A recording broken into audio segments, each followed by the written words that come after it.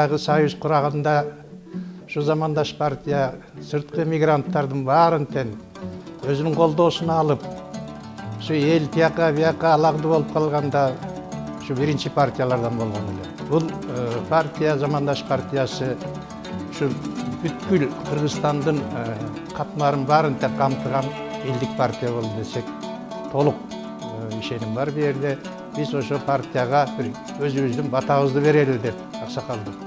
Анткени бул элдик партия.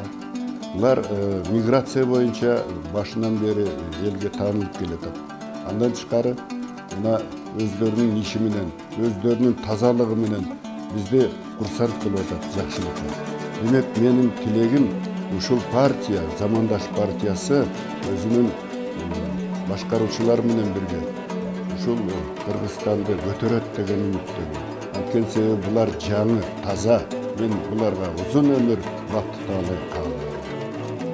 Эл кызматында болуп, эбегейсиз эмгектерди эселеген Замандаш партиясына 10 жыл болуп олтурат.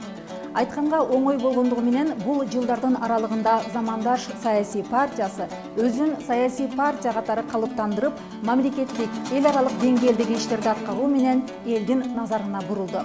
Бүгүнкү күнү партия өзүнүн курамын жаш, заманбап, илимдүү, билимдүү, таланттуу, алдыга умтулган, Кыргызстанды сүйгөн жана эли жери үчүн кызмат кыла турган чынчыл, таза, кесипкөй жаштар менен курамын толуктоодо.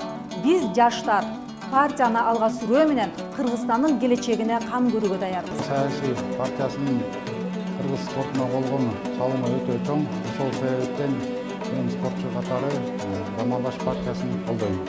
Замандаш партия элдик партия, Замандаш партия таза партия, Замандаш партия эмгекчил партия. Замандаш партиянын курамында ак ниет адамдардан, таза адамдардан түзүлгөн партия.